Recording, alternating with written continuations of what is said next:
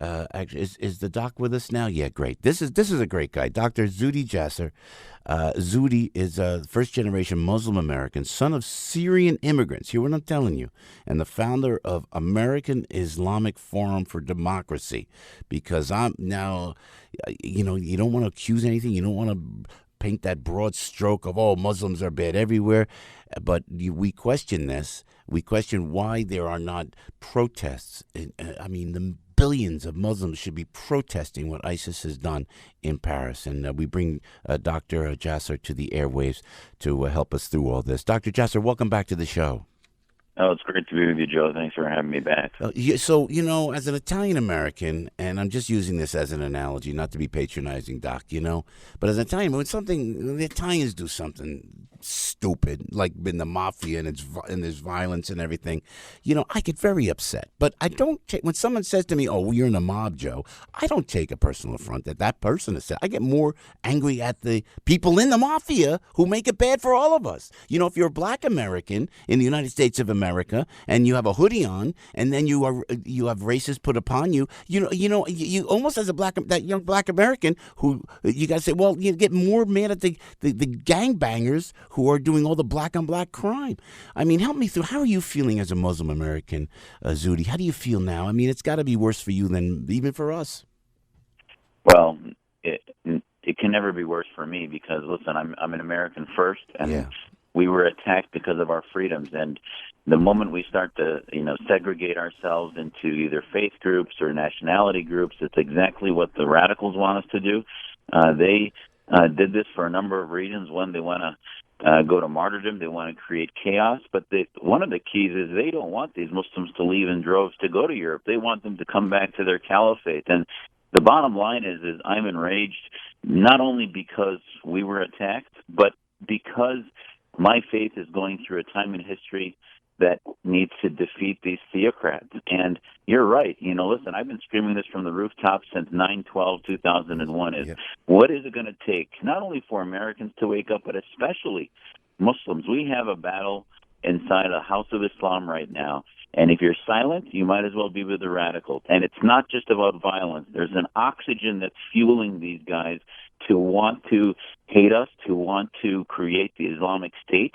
And that oxygen is a sense of supremacy against free West, against secular states. And they want to die for the Islamic State. And Muslims who want to die for America, who want to die for freedom, need to stand up and be counted because right now, the more we're silent, the more it's going to end up being exactly what the radicals want. They want to divide the world into Muslims and non-Muslims. And you know what? The first people being killed in Syria and in Egypt and in where these revolutions happen are Muslims, because we are the biggest threat to their theocracy is Muslims who want to have countries like America based in a constitution, not based in Sharia, but based in reason and based in secular law. That's the biggest threat to their the oxygen of their Islamic State. And until Muslims start carrying signs and demonstrating, saying, we don't only denounce ISIS, but we denounce all Islamic states, and we want to live in freedom as French first. Joe, one of the unbelievable scenes this weekend was to see the French singing their national anthem. There's a reason that happened.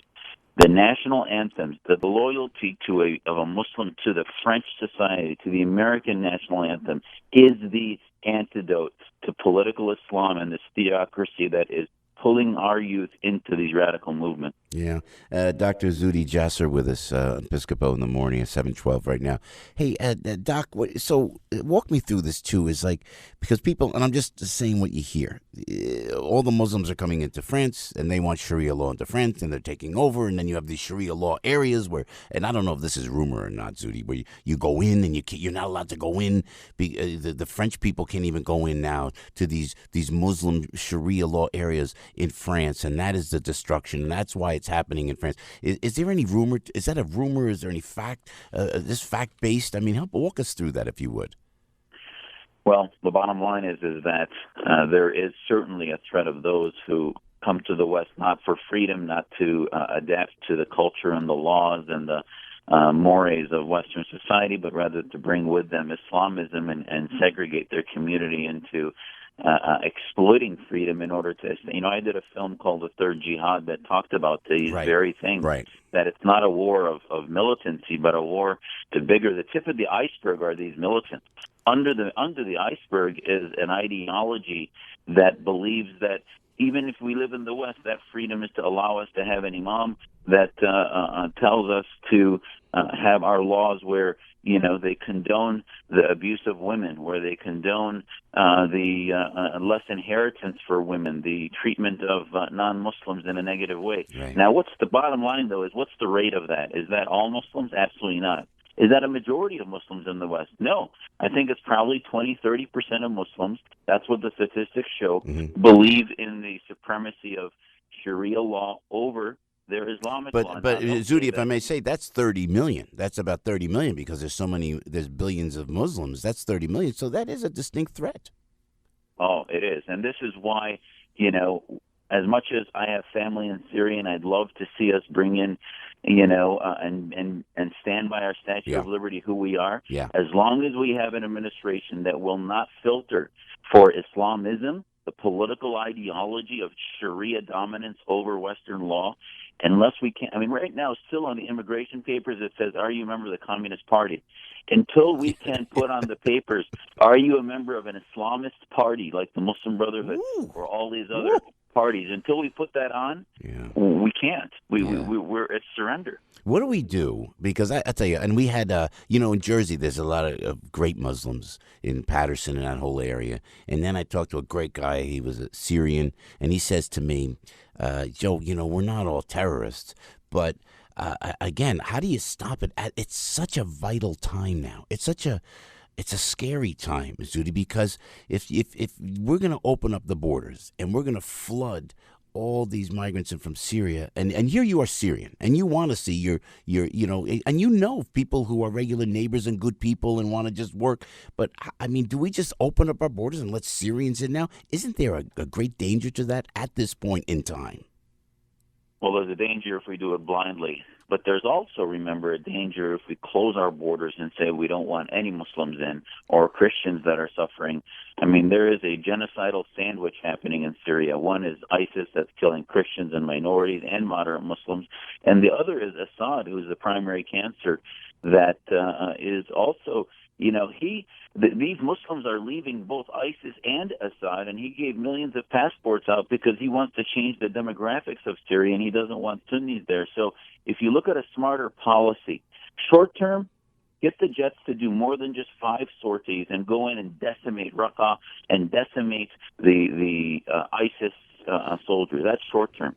Long term, we have to realize that these so-called allies of ours, whether it be Al-Sisi, the king of Saudi Arabia, et cetera, they might be our allies in the short term, but in the long term, their countries are cauldrons that are brewing these ideas, that are creating media arms, that are brainwashing Muslim populations, and America doesn't have a long-term counter. In the Cold War, we had an information operation that was promoting freedom, democracy, capitalism behind the Iron Curtain, that was promoting the ideas of freedom in order to weaken the Soviets from within.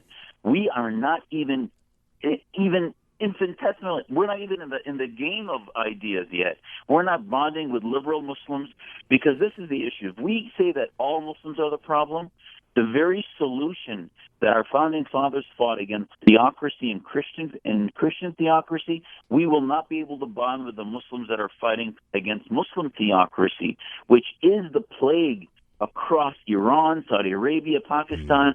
The recurrence of this whack-a-mole program is happening over and over and now closer and closer because we're doing nothing in the long term to have a strategy. And I think America's finally getting to a tipping point, the West is, where the people are saying, you know what, let's start calling this radical Islamism. Let's start we call it that, and then we can bond with the Muslims that are against theocracy. Yeah, you're right, because they are teaching hate in the schools, what the Palestinians teach against Israel. That's a great point. That's a brilliant point you make, Doc. Doc, you're welcome on the show anytime. Keep us posted. We got to come to a solution with this, and I know you're at the forefront. So Dr. Zuhdi Jasser, first-generation Muslim American, he is the founder of the American Islamic Forum for Democracy. Thanks for your voice this morning on the show, sir. Anytime. Thanks, Joe, for having me. Okay, Zudi. Talk to you soon. 7